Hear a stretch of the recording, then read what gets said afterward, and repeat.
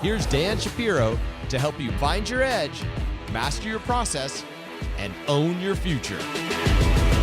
Hey guys, good evening everybody. Welcome to another edition of the AccessToTrader.com nightly update show. Hope everybody is doing well. Happy Monday. Hope again all you guys had a great weekend. For all you guys who are moms, happy belated Mother's Day if I haven't said so already. And hopefully everybody is living their best life. All I ask, guys, take a moment out. If you like what we're doing, click that like button, support the channel, and hopefully I will continue to do my best to point you in the right direction. So let's get into it, right? Tell me if you heard this before. The market is still going higher. Technology, it doesn't make a difference. Good news, bad news, we are thriving, right? I wake up every single morning, I go, just give us one more day. Just one more day. Just one more day. One more. Just give us one more. Look, anybody who's been trading for 15 minutes knows this thing's going to end, and it's going to end very, very violently. We're just trying to stretch this sucker out.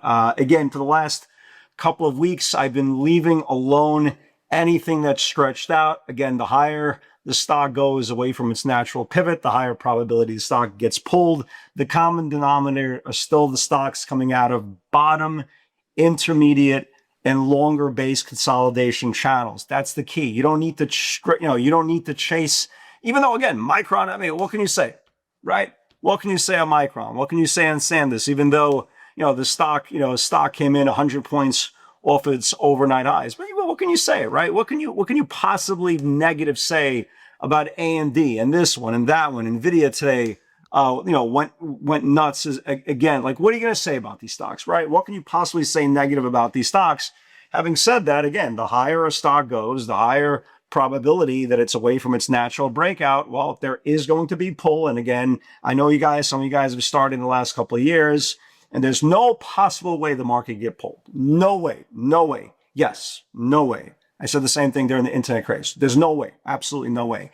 But let's pretend one day it does. And eventually it will, all jokes aside. Again, folks, you want to try to stay away from anything that's overextended because, again, losing money, right? Losing money is different than giving back some. And the most important part is I keep on reiterating the point. When you're pushing, AMD up 2 months in a row and you're pushing SanDisk and you're pushing Micron, you're not only threatening to give back, a day's worth of profit. You might lose a month worth of profit within one session. That's how aggressive some of these pulls are. But again, I wake up every single day and I go, please just give us one more day. Just one more. And again, if you're like me and you continue to want to participate on the long side, you say that prayer in unison. Everybody join hands, close your eyes and say to tomorrow, just one more day.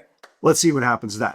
Having said that, right, there's a lot of names that are just not acting well, right? Not acting well. They're losing their earnings lows. And if the market does get pulled, those stocks will see lower prices. We'll get to them in a second. I'm a little bit pressed for time today, so I'm going to give you guys some ideas. Again, it's really no reason to sit here try to stretch out for 15 minutes and tell you how great the market is. If you're an active participant for more than 30 seconds, you kind of know how great the market is. You're seeing some rotation. You're seeing some stocks getting a little bit tired. You're obviously seeing a lot of overextended moves. And again, the key is stick to the channels, the bottom, the middle, and the consolidation channels over the last run, then at least a week or so or more. And those, at least you will be safe. Because again, if you lose on those upper or middle or lower channels, you're going to have a skin knee, right? You're going to lose 50 cents, $1, 30 cents, nothing.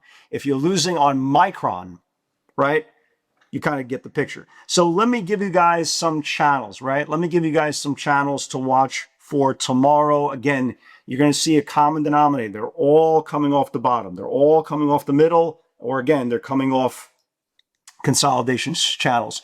So MSTR, right? I'll show you the pivots from this afternoon. So MSTR broke out today. We had a pivot 190.50, right? 190.50. The stock closed around 196, put in a high today of 197, right? This is a channel coming off the bottom, right? Consolidated, got back above 1, 2, 3, 4, 5 days, a full week of consolidation. Again, It's not sexy, but it's at least coming out of an intermediate channel. Look at Coinbase for tomorrow, right? Look at Coinbase. Coinbase has been in this really long distribution now for quite a bit. 1, 2, 3, 4, 5, 6, 7, 8, 9, 10, 11, 12, 13, 14, 15, 16. This is now, this is now 3 weeks worth of distribution. This is now the highest close in this whole formation. So good call buying came in. I saw some weekly 220s. If Bitcoin has a nice surge overnight, this thing can see 220, 230 easily, just because, again, it's coming out of a nice channel. But this is now the highest close in this whole weekly formation off the April high. So again, something like that, be mindful going into tomorrow's session. Look at a name, for example, like AAOI, right? AAOI had a pretty nice run, and now it's consolidating. 1, 2, 3, 4, 5, 6, 7. Tomorrow will be day 8. That's almost 8 days worth of distribution. Of course, and now you're not going to get every stock coming off the bottom, but at least this is something that has a point of interest. You have nearly a 2-week distribution, and if AAOI starts getting back above the May 1st channel, this thing can wake up as well. Circle, I traded Circle today. I traded a Circle take, and this is another perfect example coming off of an intermediate channel. Had a nice run up, came in for 3 days. It got back above the intermediate channel, 123, and the stock just started. The most amazing part is I made a sale at 126. I thought I was happy with the trade. The damn thing went to nearly 135. But look how long this distribution period is going to the March highs, folks. This is March highs. They came out of a big aggressive channel today. If this thing gets above the March highs, folks, this thing has big staying power. Look at the expansion volume here, over 44 million shares. Remember Tesla? What an amazing story Tesla has been over the last 4 days. We talked about it over the weekend update. Can this thing get to the 450 level? Yada, yada, yada. Apparently, Trump is taking Elon Musk to China. It's bring your kid to work day, bringing him to China. Obviously, that interprets as if they could be some sort of deal with China. Tesla can move around really freely without any regulatory hurdles, especially in the Far East. Stock went out of its mind, put in a high of 449. I'll show you guys the pivots in a second. But guys, look at these setups to the downside, right? Look at these setups to the downside. You got Shopify. And folks, I get this answer all the time. When I post a stock lost its earnings lows, I understand not everybody's an experienced trader. That's not a good thing, right? And somebody asked me today, when I said like Roblox lost its earnings lows, and they're like, well, you long. I'm like, well, why would I possibly be, I'm short the stock, right? Like, why would you possibly be long a stock that lost its earnings lows? Remember, would you be short a stock if it took out its earnings highs, right? So it's just, again, guys, you don't have to know everything about trading, but at least understand the most basic concept of it. If a stock takes out a catalyst highs, that's good. The stock takes out a catalyst lows, that's bad, right? So you had Shopify lose its 104 channel. This is going back all the way to the February 12 lows. This is now the lowest close in this whole formation. Shopify looks ugly. Roblox today lost its earnings lows, right? This is not a bullish chart. Again, the idea of somebody would ask if this is bullish or bearish is mind-boggling. Roblox lost its earnings lows, right? This is the earnings lows. They reported on May 1st. They put in a low of 41.75. This is now the lowest close in the whole formation. Especially if the market has any type of weakness, this thing could see more selling power. Again, guys, over earnings highs, good. Below earnings lows, not so much. But look at Meta.